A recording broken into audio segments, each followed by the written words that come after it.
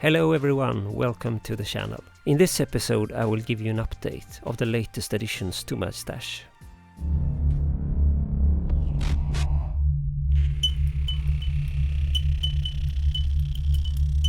Okay, so let's start with the first kit.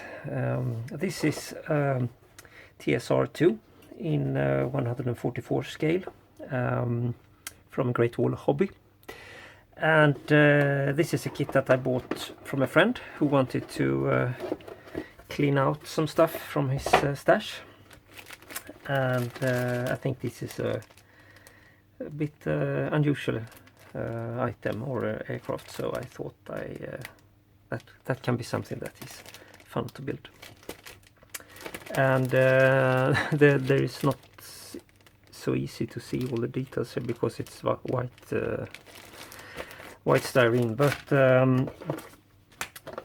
it looks like a nice kit with a lot of parts and a small stand as well.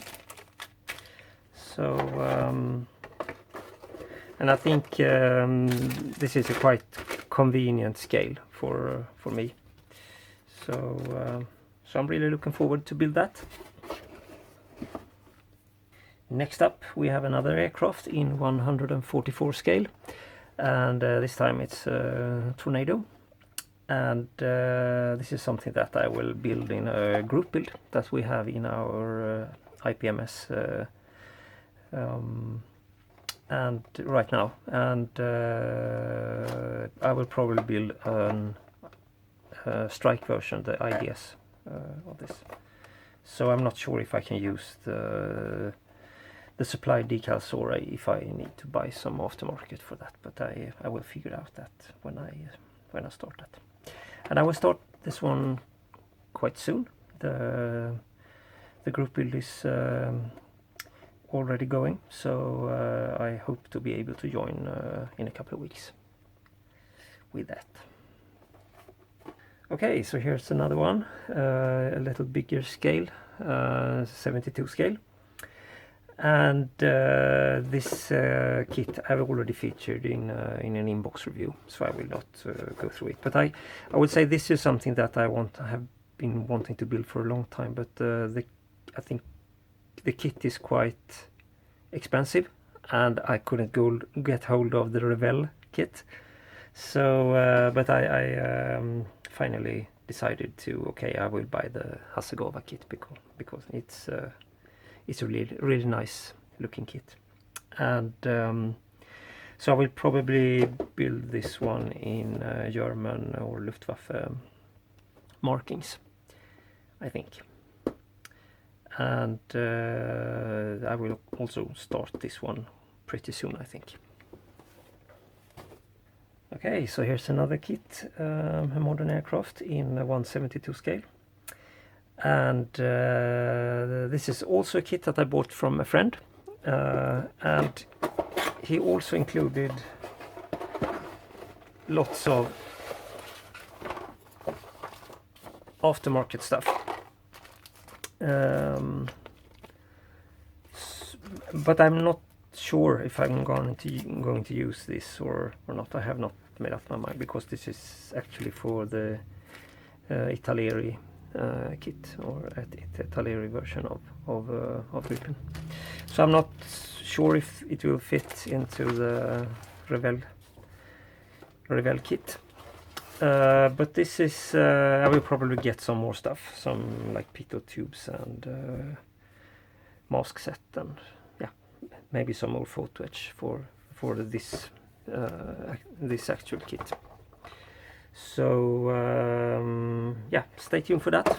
I will. This is probably something that I will build. Not right now. Maybe during next year. I have already built this kit once, so I have some experience in where the problem areas are, and one of the problem area I can say is the air scope, the top side of the air scope.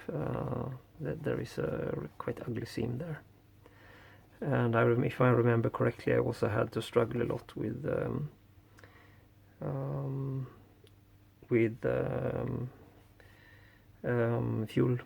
refueling probe and the fitting for that, because I didn't want to have the refueling probe extended, so I had to put in that panel, and that was quite messy, if I remember correctly.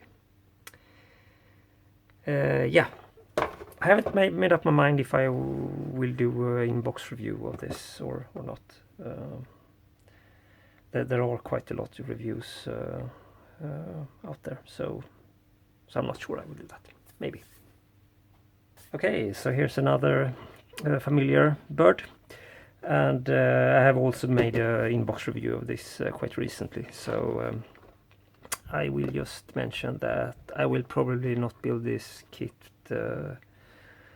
right now, because I have so many other things that are going on at the same time here, so I need to put this back in the stash and to another time. So but I will for sure build it I think as a build series, because I think it's a very interesting kit and an interesting build up with everything, so I think that could be fun to do. So yeah, okay, so this is something a little bit different. It's 1/35 scale Machiningkrieger, and I bought this because I think this is for me. I haven't done anything like this before, so I thought that maybe it's a good idea to start with a smaller kit and yeah, try out new techniques and weathering and stuff like that, because it's a little bit different to what I'm used to, I think. And it was also a good price. I think I paid less than 10 euros for this, or yeah, something like that. So so I think that is something that this is probably the first Machiningkrieger I will build, I guess. Okay, so we are moving up in scale and size, and definitely price as well. So this is my first, probably my only WingNut wings kit. I decided that, well, since WingNut wings are going or have gone out of business, it was kind of now or never. If I really wanted to have a WingNut wings kit, then I had to buy it as soon as possible. And I was looking for mainly for a Sopwith Camel. That was my main subject, and but I couldn't find a kit with that only, so I had to go for this one. So I got two kits, one Sopwith Camel and one LVG, but I'm happy with that, and this is something that yeah, I will probably have spend a lot of time with. So this is two full kits, and the instructions, I think they are sort of more. It's not identical or two different assembly instructions. This is one book with everything. So it's yeah, I think that this is a really nice kit anyway, and this is something that goes into the stash. I'm not ready as a scale modeler to take on something like this. This is far beyond my abilities right now. So I think this is something I will do later on in my modeling career. And I bought a book for my 1/44 scale project. No, I'm only kidding. I didn't buy this just for for my Tornado project. I really like Duke Hawkins books, and I think I have 4 or 5 of them at the moment, and there are a lot of really nice photos, and also really good reading information, or text that explains all the different versions and what they were used for, and yeah, some details that are interesting for scale modelers, I think. And as I said, basically every service hatch and part of the aircraft is shown in picture with text that explains what there is and how it works. So I think these books are really good and well worth the money. So I can really recommend them. So yeah, this is my first Tornado project. This is probably not the last one, so I will use this book for more upcoming projects. And now something completely different, a PCB. Yeah, this is something that I got in the mailbox just a couple of days ago, and it's a PCB for my UV curing station. I did that as a project, and I have 2 episodes on my channel describing that project in detail. And I have uploaded everything, so it's free to get on Thingiverse and GitHub. And one guy named Jason, he thought that this was a great project, and he wanted to build a curing station himself. And since I didn't do any printed circuit board design, he decided to do that. And so he sent me a PCB, one of the first PCBs from that.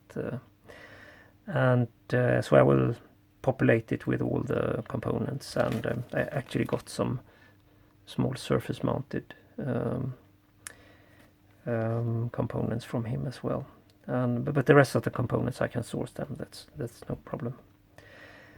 And so I'll test it this and yeah, give him a sort of thumbs up that everything is working. And so yeah. Thank you for watching.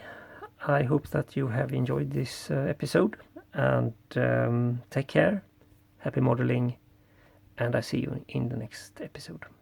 Goodbye.